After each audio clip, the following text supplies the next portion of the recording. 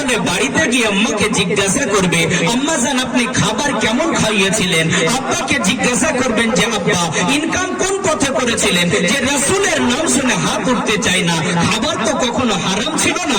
আম্মা জান যদি খাবার হালাল হয়ে থাকে রাসূলের মহব্বতে তো হাত উঠে যাবে।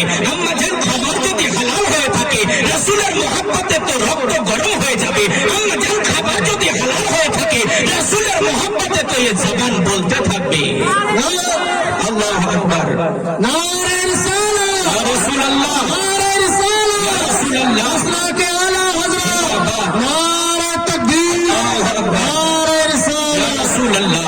ও মুআজ্জাজ সামাইনে কিরাম, আল্লাহ পাকের কোরআন অটুট সংবিধান হইতে আয়াতে কারিমা তেলাওয়াত করেছি। আল্লাহ পাক বলেন ইন্নাদ দীনা ইনদাল্লাহিল ইসলাম, নিশ্চয় আল্লাহ পাকের নিকট মনোপ্রত মনোনীত নির্বাচিত দিন হলো ইসলাম। তো ইসলাম ধর্মটা আল্লাহর নিকট এত সুন্দর কেন, আল্লাহর নিকট এত পছন্দনীয় কেন?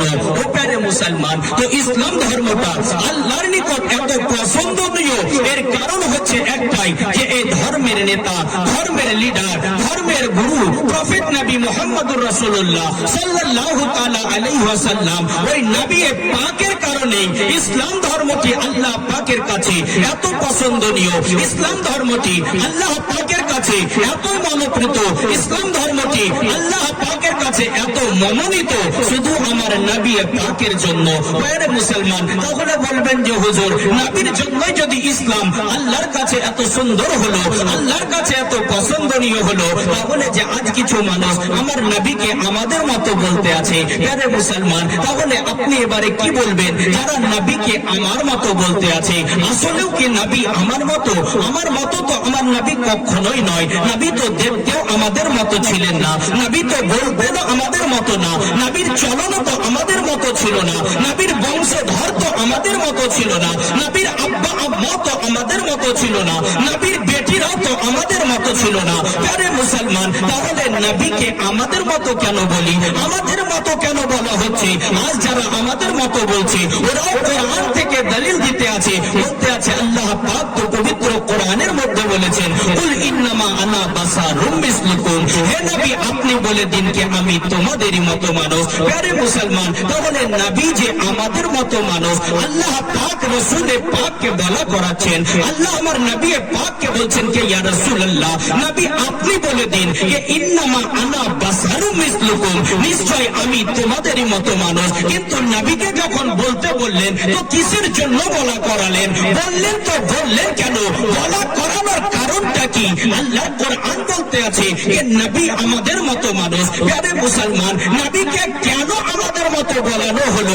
এর মধ্যে অনেক কারণ আছে, অনেকগুলো কারণ আছে। তার মধ্যে আপনাকে আমি একটা কারণ বলি, আপনাকে একটা কারণ বলবো, তো আপনি বুঝতে পেরে যাবেন যে আসলে নবী আমাদের মতো নয়। ও নবী তো নবী পাক আছেন, ও রাসূল তো রাসূলে আজম আছেন, ও মুস্তাফা তো সরকারে মুস্তাফা আছেন। ও প্যারে মুসলমান, ও ঘরানা তো সরকারি ঘরানা আছে। রাসূলে পাককে দেখুন তো তিনি আপনার সমস্ত নবীদের সরদার, তিনার নওয়াসাকে দেখুন তো সমস্ত শহীদদের সরদার, তিনার জামাতাকে দেখুন তো সমস্ত যুবকদের জান্নাতের সরদার, তিনার বেটিকে দেখুন তো সমস্ত জান্নাতি রমণীদের সরদার।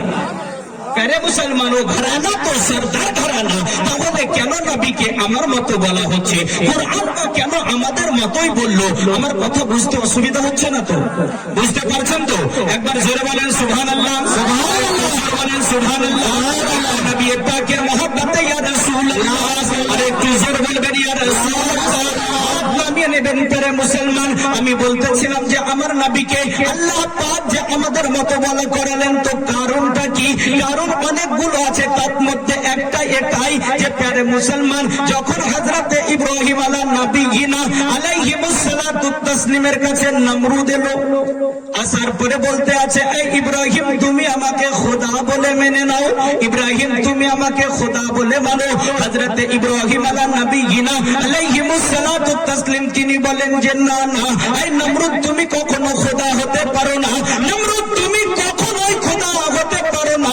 নমরুদ তখন বলতে আছে কেন তুমি আমাকে খোদা বলে মানো না? হযরতে ইব্রাহিম আলাইহিস সালাতু তাসলিম আমার বলতে আছেন যে আমার খোদা তো উনি যিনি জিন্দাকে মারতে পারেন আর মুর্দাকে জীবিত করতে পারেন, তখন আপনার নমরুদ বলতে আছে যে শোনো, যাও আমার কায়দাখানাতে, আমার জেলখানায় যাও, আর জেল থেকে দুইজন ব্যক্তিকে নিয়ে আসো, ওর মধ্যে একজন অমন ব্যক্তিকে নিয়ে আসবে যাকে মৌতের শাস্তি শোনানো হয়েছে, আর এমন একজন ব্যক্তিকে নিয়ে আসবে যাকে আজকে এই জেল থেকে আজাদ করে দেওয়া হয়েছে।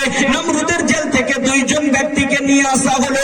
আসার পরে ইব্রাহিম আলাইহিস সালামকে বলতে আছে যে এই নবী ইব্রাহিম, এই ইব্রাহিম তুমি এদেরকে জিজ্ঞাসা করে নাও যে এদের অবস্থা কি। হযরতে ইব্রাহিম আলাইহিস সালামকে বলতে আছে যে দেখুন আজকে একে জেল থেকে ছেড়ে দেওয়া হলো, একে আপনার মাফ করে দেওয়া হলো, আর এই যে ব্যক্তিটাকে দেখছেন এর আপনার ফাঁসির হুকুম হয়ে গেছে। এবারে আপনি বলুন যে এদের মধ্যে কে বাঁচবে আর কে মরবে। হযরতে ইব্রাহিম আলাইহিস সালাম তিনি তো নবী ছিলেন, আমাদের মতো আম ইনসান ছিলেন না। তিনি বলতে আছেন যে আল্লাহ যাকে বাঁচাবে সে বেঁচে যাবে, আর আল্লাহ যাকে মওত দিবে সে মরে যাবে। নমরুদ ভাবলো যে আমি এখানে খোদাই প্রমাণ করে দেব, কিন্তু তবুও পারছে না। সুবহানাল্লাহি ওয়া বিহামদিহি। এবারে নমরুদ বলছে যে দেখো এর তো মওতের সময় হয়ে গেছে, আমি একে বাঁচিয়ে দিতে পারি। যাকে আপনার সাজায়ে মওত শোনানো হয়েছিল, ফাঁসির সাজা শোনানো হয়েছিল, নমরুদ ওকে ছেড়ে দিল, বলছে যা বাড়ি যা, তোর সন্তানাদিদের সঙ্গে স্ত্রীর সঙ্গে সংসার করে খা। প্যারে মুসলমান তাকে ছেড়ে দিল, আর যাকে আপনার ছেড়ে দেওয়া হয়েছিল ওকে নিয়ে ফাঁসিতে চাপিয়ে দেওয়া হলো।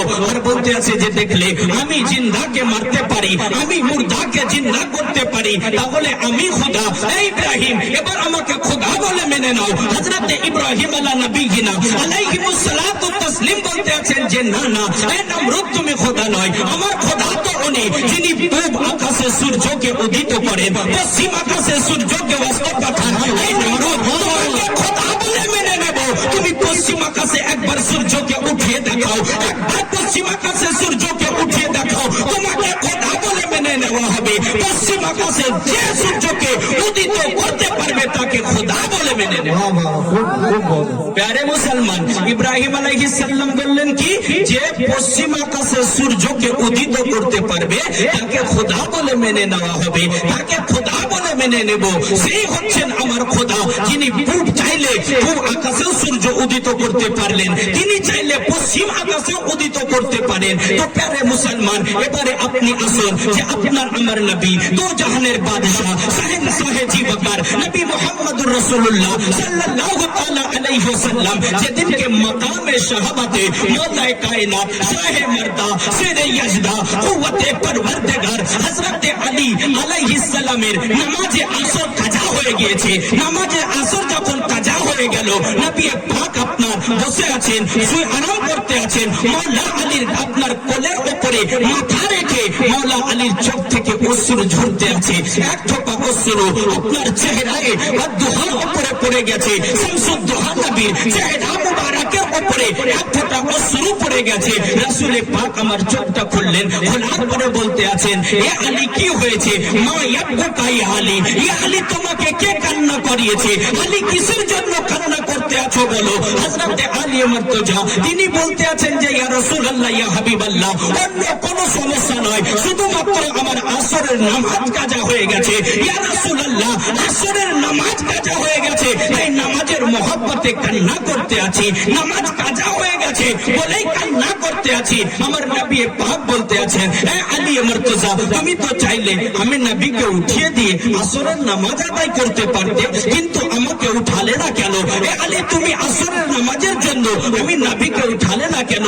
হযরতে আলী মুর্তজার মহব্বতের সঙ্গে উত্তরটা শুনুন। তিনি বলতে আছেন ইয়া রাসূলুল্লাহ ইয়া হাবিবাল্লাহ, নবী গো আমি এর জন্য উঠাইনি যে আমি আলী তো আবার করসদি আবার আগামী দিনে আসরের নামাজ পেয়ে যাব, সেদিনকে আসরের নামাজ আদায় করে নেব, কিন্তু আমি তো এমন সময় আর নাও পেতে পারি যে আমার কোল হবে আর রিসালাতের মস্তক মুবারক হবে। ইয়া রাসূলুল্লাহ আপনার মস্তক মুবারক হবে, আমি আলীর কোল হবে, এমন সময় তো আর নাও হতে পারে, আলীর কিসমতে তো এমন সময় নাও জুটতে পারে। ইয়া রাসূলুল্লাহ এরই জন্য আমার মহব্বত কাবারা করতে পারেনি যে আমি নামাজ তো কাজা করে দিতে পারি, কিন্তু ইয়া রাসূলুল্লাহ ইয়া হাবিবাল্লাহ আপনার মহব্বতে আপনার আরামের মধ্যে কোনো রকমের অসুবিধা হতে দিন না। নারে তাকবীর, নারে তাকবীর, নারে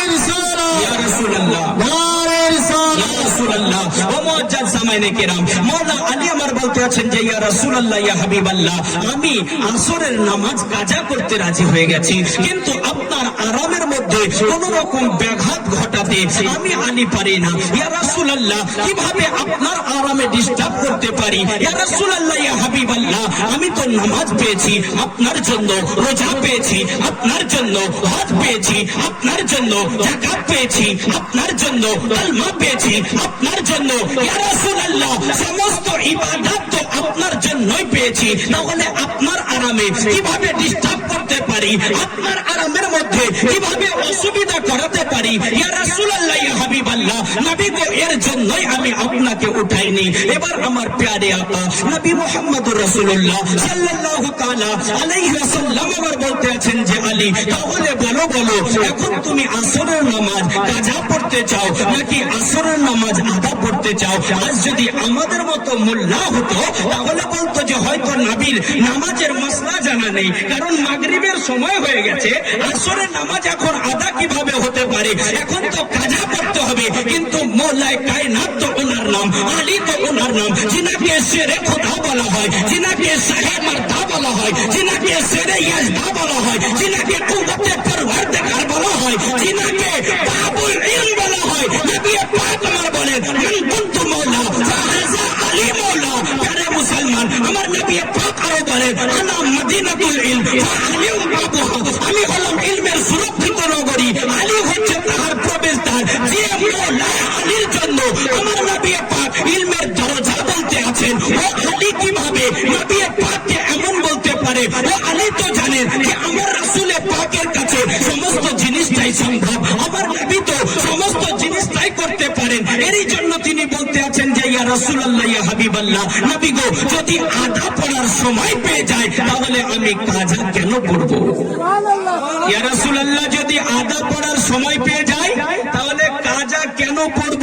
এবারে দেখুন, মক্কাতুল মুকাররমার জমিনে দাঁড়িয়ে ও শামসুদ্দোহা, বদরুদ্দুজা, সদরুল্লাহ, নূরুল হুদা, নবী মুহাম্মদুর রাসূলুল্লাহ সাল্লাল্লাহু তাআলা আলাইহি ওয়াসাল্লাম শাহাদাত উংলি মুবারাকটা আসমানের দিকে উঠিয়ে দিলেন, পশ্চিম আকাশে উঠিয়ে রাসূল পাক আমার বলতে আছেন যে এই সূর্য এখনো পর্যন্ত আলী আসরের নামাজ আদা করেনি, তুমি কিভাবে ডুবে গেছো?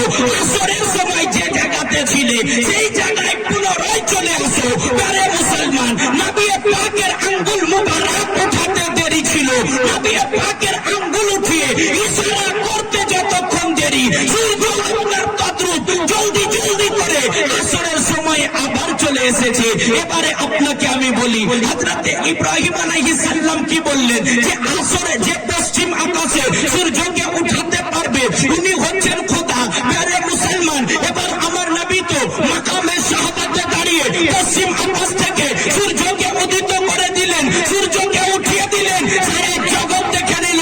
এবারে আমার নবী পাককে সারা জগৎ কি বলবে? খোদা বলে দেবে, খোদা বলে মেনে নেবে। এরই জন্য আল্লাহ পাক বলতে আছে, ইয়া রাসূলুল্লাহ ইয়া হাবিবাল্লাহ, আপনাকে কেউ যদি খোদা বলে দেয় তার ঈমান চলে যাবে, কেউ যদি খোদার বেটা বলে দেয় তার ঈমান চলে যাবে, কেউ যদি ছোট খোদা বলে দেয় তার ঈমান চলে যাবে। ইয়া রাসূলুল্লাহ ইয়া হাবিবাল্লাহ, মুমিন যে হবে সে তো আপনার নবুয়তকে জানে, মুমিন যে হবে সে তো আপনার রিসালাতকে জানে, মুমিন যে হবে সে তো আপনার প্রটোকলটাকে জানে, মুমিন যে হবে সে তো আপনার পাওয়ারটাকে জানে। ইয়া রাসূলুল্লাহ, আপনি একবার বলে দিন, ইয়া হাবিবাল্লাহ, নবী গো, তাদের ঈমান বাঁচানোর জন্য, তাদের ঈমানকে বাঁচানোর জন্য আপনি একবার বলে দিন যে ইন্নামা আনা বাশারুম মিসলুকুম, আমি তোমাদের মতোই মানুষ, আমি তোমাদের মতো মানুষ। ও প্যারে মুসলমান, তাহলে আমার নবী কেন বললেন যে আমরা যেন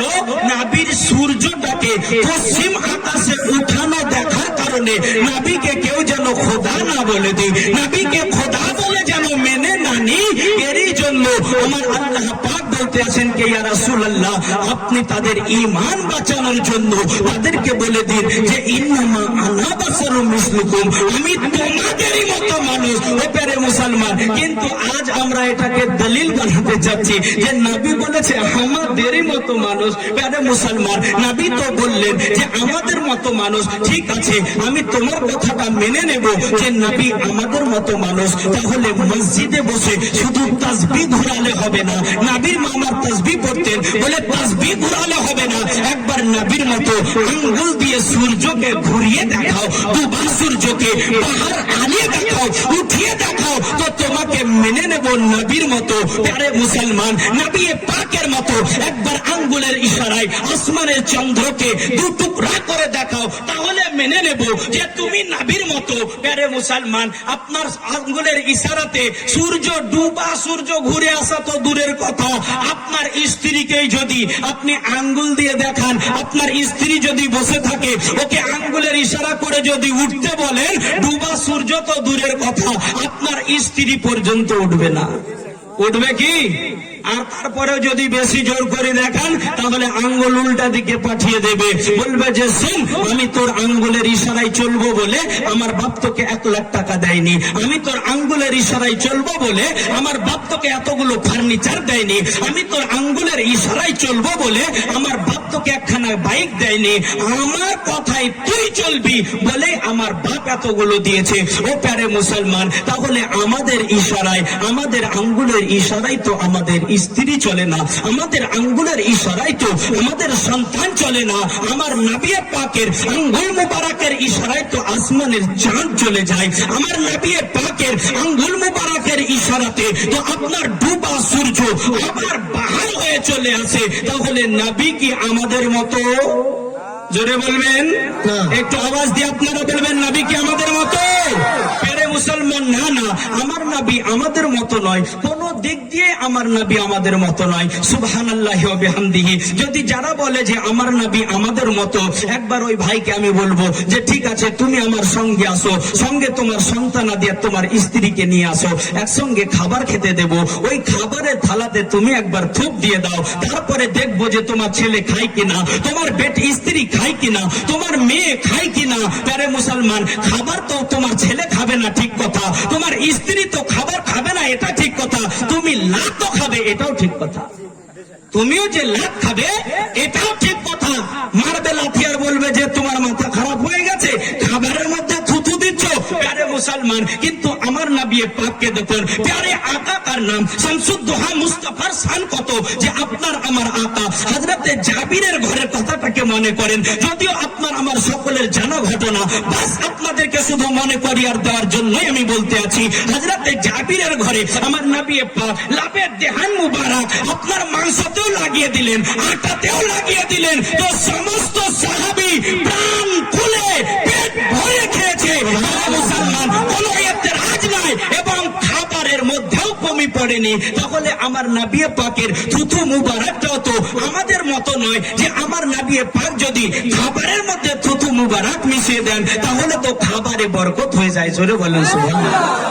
প্যারে মুসলমান, আর আপনি যদি বলেন যে আমাদের নবী আমাদের মতো, তাহলে আমি বলবো কোন দিক দিয়ে আমাদের মতো? নবীর বংশের মতো আমাদের বংশ নয়। আচ্ছা, আপনার বংশ কত বড়, আপনার বংশের কতটা মর্তবা, আপনার বংশের কতটা নাম, আপনার বংশের কতটা ইজ্জত, আপনাকে একবার জিজ্ঞাসা করি, আপনার নাম বলেন, আপনি বলতে পারবেন, আপনার বাপের নাম বলেন, তাহলে বলতে পারবেন, আপনার দাদার নাম বলেন, তাহলে বলতে পারবেন, আপনার বড় আব্বার নাম, এখানে আপনার 50% মানুষ কেটে যাবে, বড় আব্বার নাম আর জানে না। আবার যদি বড় আব্বার নাম জিজ্ঞাসা করা হয় তাহলে 60% কেটে যাবে, বড় আব্বার দাদার নাম জিজ্ঞাসা করা হয় তাহলে 70% কেটে যাবে, বড় আব্বা যদি জিজ্ঞাসা করা হয় তাহলে 100% কেটে যাবে, কেউ জানে না। আর বড় আব্বার নাম কি? ও প্যারে মুসলমান, তাহলে বংশের দিক দিয়েও তো আমরা নবী পাকের মতো নয়। কিন্তু একবার জিজ্ঞাসা করুন না, আমার নবীর বংশটা তোমার কতদূর মুখস্থ আছে? ও বলবে যে শোনো, শুধু আমি আব্দুল মুত্তালিবকে নয়, আবু তালিবকেও জানি, শুধু আবু তালিবকে নয়, হাসিমকেও জানি, হাসিমকেও নয়। প্যারে মুসলমান, আদম আলাইহিস সালাম থেকে নিয়ে আমার নবী পাকের বংশের নাম সিজরায়ে মুস্তাফা, সকলের প্যারে মুসলমান সকলের জানা আছে, সকলে মুখস্থ রেখেছে, তাহলে বোঝা যাচ্ছে যে নবী পাক বংশগত দিক দিয়েও আমাদের মতো নয়, ঠিক কিনা? জোরে বলেন ঠিক কিনা? বলবেন যে হুজুর আপনি তো বলে দিলেন যে আদম আলাইহিস সালাম থেকে নিয়ে নবীর বংশ জানে, এটা মিথ্যা কথা। এটা কে বলতে পারবে? কে বলতে পারবে ওটা জানি না, আমি বলতে পারি। যদি আপনারা বলেন যে হুজুর শোনান, ইনশাআল্লাহ শোনানোর জন্য আমিও রাজি আছি। আর আমার আলোচনা ইনশাআল্লাহ আর বেশি দেরি করব না, কারণ আপনাদের এখানে আরেকজন বক্তা এসে হাজির আছেন, মৌলানা তাহকিক সাহেব। इंशाअल्लाह नामो तहकीक तो किताब के बहुत तहकीक करके ही जो तकरीर करते हैं उसी के नाम है मौलाना तहकीक। प्यारे मुसलमान, तो তিনারও মুতাল্লালান কথা আমাদেরকেও শ্রবণ করতে হবে। তো আপনারা যদি বলেন যে একবার নবী পাকের বংশের নামটা হুজুর শুনিয়ে দেন, তাহলে আপনাদেরকে শোনাবো। আর যদি বলেন যে না শুনবেন না, তাহলে ইনশাআল্লাহ আগে আলোচনা করবো। শুনবেন কি? জি, তো জোরে বলেন সুবহানাল্লাহ। আর একটু জোরে বলেন সুবহানাল্লাহ। একবার নবীর मोहब्बत हाथ उठे या रसूल अल्लाह, अरे একটু জোর বলেন ইয়া রাসূল আল্লাহ। ও প্যারে মুসলমান, আমার নবীর বংশটা দেখুন কোথা থেকে। হযরতে আদম के बेटे शीश, शीश के बेटे यानस, यानस के बेटे केनान, केनान के बेटे मिलाई, मिलाई के बेटे बियारत, बियारत के बेटे मुतबशिर, मुतबशिर के बेटे लमक नेक नाम, लमक नेक नाम के बेटे नूह, नूह के बेटे शाम, शाम के बेटे जुलाल, जुलाल के बेटे सालिह, सालिह के बेटे दाता, दाता के बेटे राबा, राबा के बेटे शाहरुख, शाहरुख के बेटे नाखुर, नाखुर के बेटे तारिक, तारिक के बेटे इब्राहिम खलीलुल्लाह, इब्राहिम खलीलुल्लाह के बेटे इस्माइल जबीहुल्लाह, इस्माइल जबीहुल्लाह के बेटे केदार, केदार के बेटे अबाम, अबाम के बेटे हमल, हमल के बेटे साबित, साबित के बेटे सुलाइमान, सुलाइमान के बेटे लहियासा, लहियासा के बेटे अलियासा, अलियासा के बेटे ओद, ओद के बेटे अव्वा, अव्वा के बेटे अदनान, अदनान के बेटे माद, माद के बेटे नजर, नजर के बेटे मुदर, मुदर के बेटे मुदरिका, मुदरिका के बेटे खजीमा, खजीमा के बेटे किनाना, किनाना के बेटे नजर, नजर के बेटे मालिक, मालिक के बेटे फहर, फहर के बेटे गालिब, गालिब के बेटे लुई, लुई के बेटे काब, काब के बेटे मुर्रा, मुर्रा के बेटे किलाब, किलाब के बेटे कुसुई, कुसुई के बेटे अब्द मनाफ, अब्द मनाफ के बेटे हासिम, हासिम के बेटे अब्दुल मुतल्लिब, अब्दुल मुतल्लिब के बेटे अब्दुल्लाह, अब्दुल्लाह का बेटा प्यारा मेरा सोना नबी मोहम्मद रसूलुल्लाह। नारे तकबीर, नारे तकबीर, नारे रिसाला, रसूल नारे रिसाला, रसूल अल्लाह के आला हजरत दारमाए अहले सुन्ना जिंदाबाद। प्यारे मुसलमान, এ হচ্ছে আমার নবী পাকের হিজরা, আদম আলাইহিস সালাম থেকে শুরু করে আমার নবী পাক পর্যন্ত। এরই জন্য তো শাইর বলতে আছে, না বন সকি হ্যায় না বন সকেগা মিসাল তেরে জবাব তেরা। প্যারে মুসলমান, আমার নবীর মিসালও কেউ হয়নি, আমার নবীর সঙ্গে কারো তুলনাও করা যাবে না। প্যারে মুসলমান, আমার নবী তো ও নবী, আমার নবী পাকের শান তো ও আলা শান, আমার নবী পাকের ইজ্জত তো এতটাই যে আল্লাহ পাক বলতে আছেন ওয়ারাফা'না লাকা যিকরাক। ই আমার নবী, আপনার শানকে আমি আল্লাহ বাড়িয়েছি, আপনার জিকিরকে আমি আল্লাহ বাড়িয়েছি। অনেকেই বলতে থাকে যে এ সুন্নি মৌলবীরা খালি নবীর শানকে বাড়াতে আছে। আল্লাহর কসম বলি, কোন মোল্লার বাপের ক্ষমতা নাই যে আমার নবীর শানকে বাড়িয়ে দেবে। কারণ আপনাকে জিজ্ঞাসা করি একটা কথার আপনারা উত্তর দেবেন যে যে জিনিসটাকে আল্লাহ বড় করেছে ওই জিনিসটাকে যদি সাউদের আমের মানুষ সবাই চেষ্টা করেন যে একটু আল্লাহর চাইতে একটু বাড়িয়ে দেব, পারবেন? জি জোরে বলেন পারবেন? লাভপুর থানার মানুষ যদি সকলে চেষ্টা করে পারবে? বীরভূম ডিস্ট্রিক্টের মানুষ সবাই যদি চেষ্টা করে পারবে? ভারতের মানুষ সবাই যদি চেষ্টা করে পারবে? প্যারে মুসলমান, সারা ওয়ার্ল্ডের মানুষ যদি একত্রিত হয়ে চেষ্টা চালিয়ে যায় যে আল্লাহ যত বড় করেছে তার চাইতে একটু বাড়িয়ে দেব, কারো বাবারও ক্ষমতা নাই, কারণ কেউ পারবে না। আল্লাহ যতটা বাড়ানোর ততটা বাড়িয়ে দিয়েছে, এবারে আর কে বাড়াবে? আল্লাহর চাইতে তো আর কেউ বাড়াতে পারে না। তো আমার আল্লাহকে জিজ্ঞাসা করুন, আল্লাহ পাক তো বলতে আছেন ওয়ারাফা'না লাকা যিকরাক। ই আমার নবী, আপনার শানকে আমি বাড়িয়ে দিয়েছি। ইয়া রাসূলুল্লাহ, আপনার ইজ্জতকে আমি বাড়িয়েছি, আপনার আজমতকে আমি বাড়িয়েছি। তো আল্লাহকে জিজ্ঞাসা করুন যে আল্লাহ বাড়িয়েছো তো কতটা বাড়িয়েছো, বাড়িয়েছো তো কতটা বাড়িয়েছো। তো আমার আল্লাহ পাক বলে যে শোনো, আমি আমার নবীর শানকে এতটাই বাড়িয়েছি যে আমি আল্লাহর জিকির তো বন্ধ হয়ে যাবে, কিন্তু আমার প্যারে মুস্তাফার জিকির কখনোই বন্ধ হবে না। আল্লাহর জিকির বন্ধ হয়ে যাবে কিন্তু কিন্তু আমার নবীর জিকির কখনোই বন্ধ হবে না। তাহলে আপনাদের মাথায় এবারে কাজ করা বন্ধ করে দেবে যে হুজুর এটা কিভাবে হতে পারে? আল্লাহর জিকির বন্ধ হয়ে যাবে, আল্লাহর শান বন্ধ হয়ে যাবে, আল্লাহর ইবাদত বন্ধ হয়ে যাবে, আর নবীর নামের জিকির চলতে থাকবে, এটা কিভাবে হতে পারে? জি হ্যাঁ, এটাই তো সম্ভব, এটাই তো হাকিকাত। কারণ আল্লাহ পাক পবিত্র কুরআনুল মাজিদ ও বুরহানুর রশিদের মধ্যে বলতে আছেন, কুল্লু মান আলাইহি ফান ওয়া ইয়াবকা ওয়াজহু রাব্বিকা যুল জালালি ওয়াল ইকরাম। সমস্ত জিনিস ফানা হয়ে যাবে, শুধু বাকি থাকবে মাত্র আল্লাহ পাকের জাত। আল্লাহ পাক বাকি থাকবেন, বাকি সমস্ত জিনিস ফানা হয়ে যাবে, জিন ফানা হয়ে যাবে, ইনসান ফানা হয়ে যাবে, সমস্ত কিছু আপনার নিস্ত নাবুদ হয়ে যাবে, ধূলিসাৎ হয়ে যাবে। তাহলে আল্লাহর জিকির কে করবে যখন ইনসান থাকবে না? আল্লাহর জিকির কে করবে? আল্লাহর জিকির বন্ধ হয়ে যাবে যখন জিন থাকবে না। আল্লাহর জিকির কে করবে? আল্লাহর জিকির বন্ধ হয়ে যাবে যখন ফারিস্তা থাকবে না। আল্লাহর জিকির কে করবে? আল্লাহর জিকির বন্ধ হয়ে যাবে। কিন্তু যখন কেউ থাকবে না তখন তো এক আল্লাহ থাকবে, আর আমার রাসূলে পাকের জিকির তখন স্বয়ং আল্লাহ করতে থাকবে। জোরে বলেন সুবহানাল্লাহ। প্যারে মুসলমান, এরই জন্য তো শাইর বলছেন, খোদা গে জাকির মেরে নবী কা जिक्र उनका खत्म न होगा, जिक्र उनका खत्म न होगा। আমার আল্লাহ হচ্ছেন নবী পাকের জাকির, নবীর জিক্র করনে वाला হচ্ছেন আমার আল্লাহ। তাহলে আল্লাহ বাকি থাকবেন, বাকি সকলে ফানা হয়ে যাবে। যখন সমস্ত জিনিস শেষ হয়ে যাবে তো আল্লাহর জিকির বন্ধ হয়ে যাবে, আর আল্লাহ বাকি থাকবেন, তো আমার নবীর জিকিরও বাকি থেকে যাবে। জোরে বলেন সুবহানাল্লাহ। আর একটু জোরে বলেন সুবহানাল্লাহ। আর একবার মহব্বতের সঙ্গে ইয়া রাসূলুল্লাহ। আর একটু উচ্চ আওয়াজে হাত উঠে বলেন ইয়া রাসূলুল্লাহ। ও প্যারে মুসলমান, আমি বলতেছিলাম যে আমার নবী পাকের শান তো আল্লাহ পাক এত বুলন্দ করেছে, এত বুলন্দ করেছে যে আমার নবীর শানকে যে বয়ান করবে আল্লাহ ওর শানকে বুলন্দ করে দেবে। জি, যে আমার নবীর শানকে বুলন্দ করবে, শান ওয়ালা মুস্তাফার শানকে যে বয়ান করবে আল্লাহ বড় শানকে বুলন্দ করে দেবে। দেখুন আজ আপনাদের কাছে এসেছি কিসের জন্য? আপনারা ডেকেছেন কিসের জন্য? যে আমি নবী পাকের শান গাই বলে, নবী পাকের ইজ্জত গাই বলে, নবী পাকের রুতবা গাই বলে, নচেত তো ডাকা হতো না। প্যারে মুসলমান, তাহলে বোঝা যাচ্ছে যে নবী পাকের শানকেও যদি বর্ণনা করতে থাকে তো আল্লাহ পাক তার শানকে বাড়িয়ে দেবে।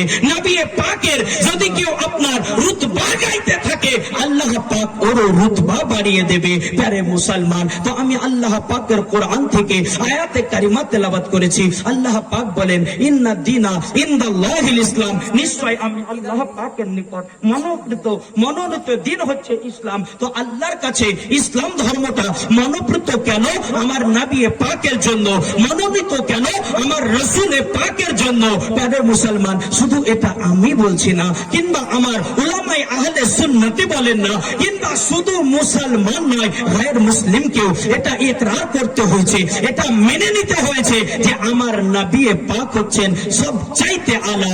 আমার নবী পাকের ইজ্জত হচ্ছে সবচাইতে বেশি। আমার নবী পাকের নম্রতা হচ্ছে সর্বচাইতে উত্তম।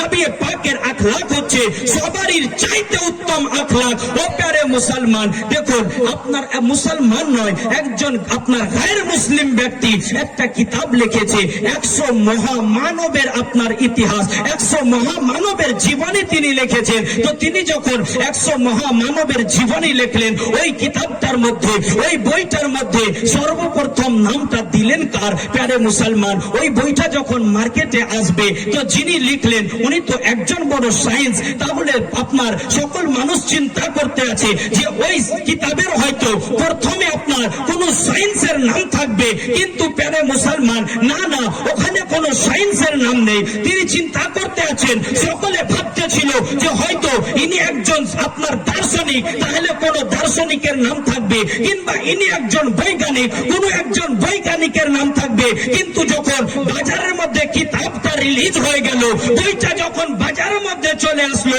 সকলে দেখতে আছে যে ওই বইয়ের সর্বপ্রথম যে নামটা 1 নম্বর স্থানে যে নামটা রাখা হয়েছে ওটা অন্য কারো নয়, ওটা নাম আর অন্য কারো নয়, ওটা হচ্ছে আপনার আমার নবী, দো জাহানের বাদশা, শাহেনশাহ জি ওয়াকার নবী মুহাম্মদুর রাসূলুল্লাহ সাল্লাল্লাহু তাআলা আলাইহি ওয়াসাল্লামের নাম মোবারক। এবারে তিনাকে জিজ্ঞাসা করা হচ্ছে যে আচ্ছা বলো যে এতজন ব্যক্তি ছিল, তাহলে তুমি সকলকে ছেড়ে মুহাম্মাদের নামটা এক নম্বরে দিলে কেন?